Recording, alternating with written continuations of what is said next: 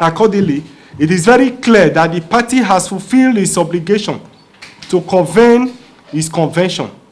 Therefore, for any person or group of persons or any agency to begin to instigate members of the party from the back door that the tenures of the executive have expired is tantamount to being unprofessional and mischievous. Number 7. We must also state that government business is not conducted verbally. It is done in official communication through writings and correspondences.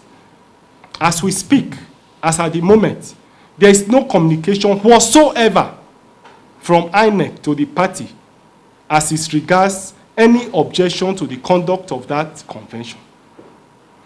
In administrative law parlance, once a communication has been made to a government agency and there is no response, it is deemed to mean that those communications and correspondences have been accepted. Indeed, INEC has related closely and clearly with the leadership of the party until recently, when the party was denied the invitation to attend the 3rd quarterly consultative meeting of political parties. As we speak, there is no correspondence from INEC to explain that action. 8. The National Working Committee notes that the National Convention of the party, held on the 27th day of March 2024, has been validated by a court of competent jurisdiction of the Federal High Courts, sitting in Abuja on the 16th day of June 2024, when it held that issues of leadership, conduct of congresses, and convention are internal affairs of a political party. The versatile and erudite judge went ahead to determine all the issues of notices, how the convention was held, delegates, amongst others, were determined by the court, and thus the court upheld the National Convention of the party. Consequently, it is our view that for anybody to hold the opinion that there is a vacuum in the leadership of the party is not only mischievous, but a deliberate attempt to cause panic, to cause chaos, and to disrupt the smooth workings of our great party, the Labour Party. Number 9. The National Working Committee of the Labour Party urges all members of the party to play by the rules, pay respect to the national leadership of the party and the party executives at all levels, and respect the party constitution. All party members are under obligation to respect the integrity, the dignity of the party and its leadership.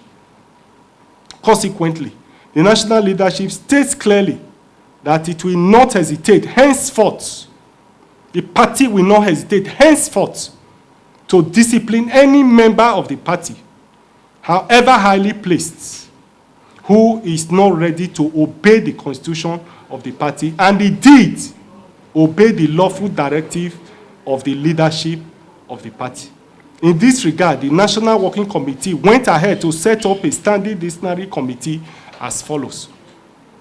Barrister Kehinde Edu, National Legal Advisor, is the chairman of that committee.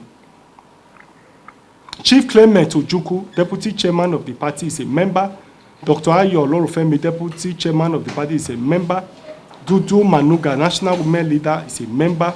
Barrister Callistus Ihejuwa, State Chairman, Imo State, is a member. Alhaji Raji Ahmed, Chairman, Kano State, member. Alhaji Umar Farouk Ibrahim, National Secretary of the party, is a member and secretary of the disciplinary committee.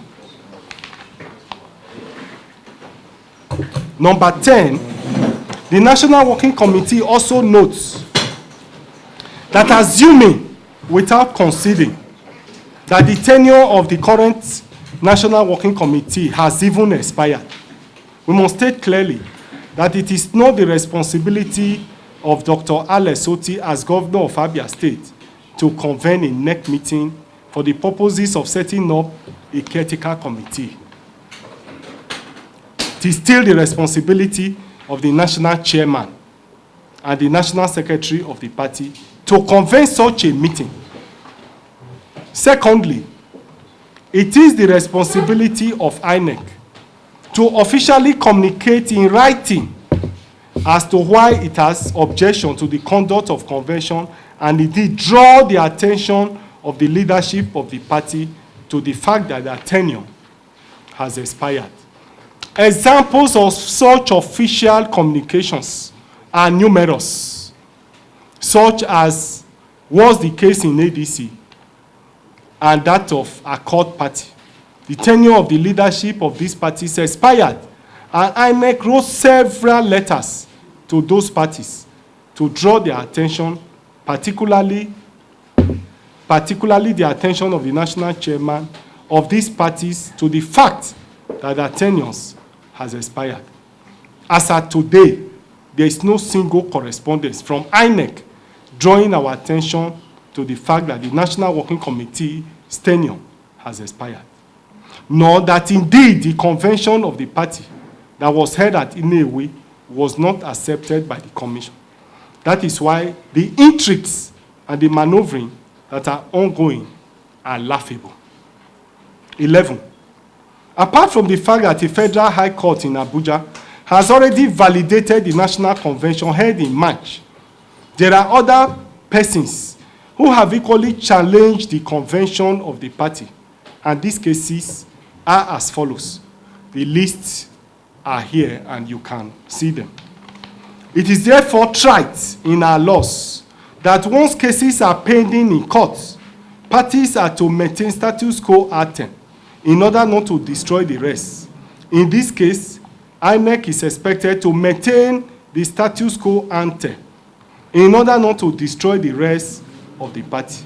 INEC is expected not to descend into the arena of conflict, but to continue with its neutrality and work cordially with the recognized leadership of the party until the courts state otherwise.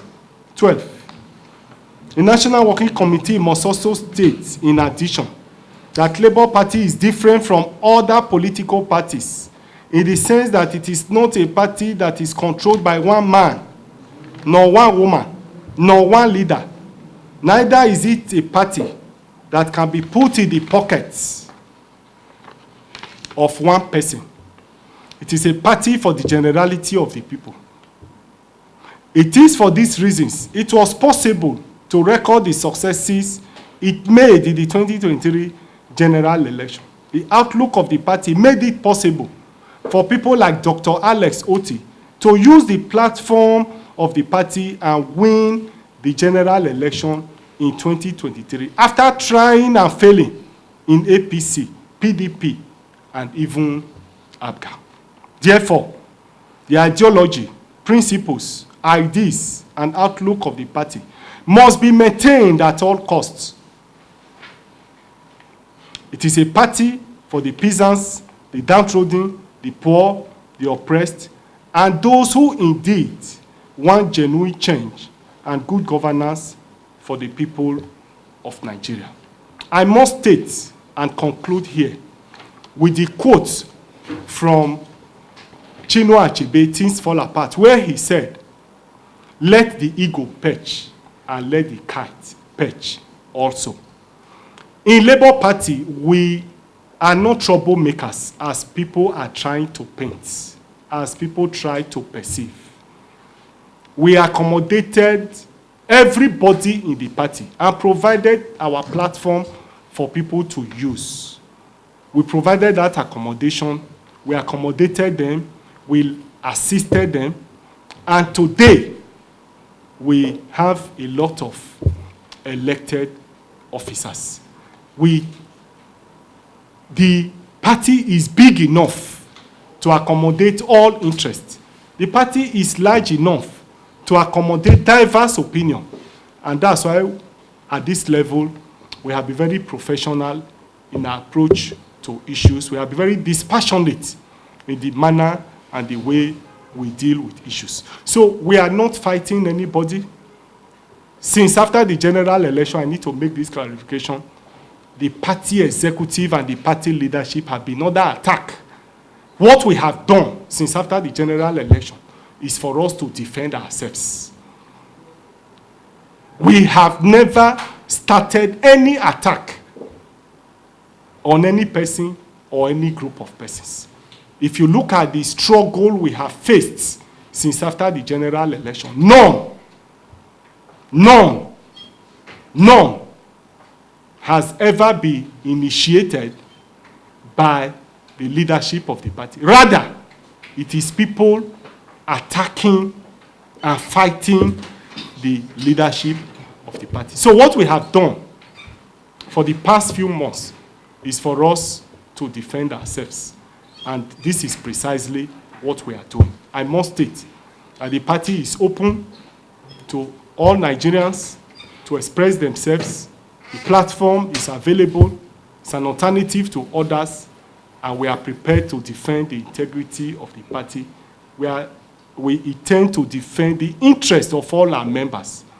If the interest of any elected officers is in conflict, is under attack, I can assure you that we'll be all over the place to defend those interests. So we want to appeal to our colleagues that they should concentrate on governance and allow us manage the political party.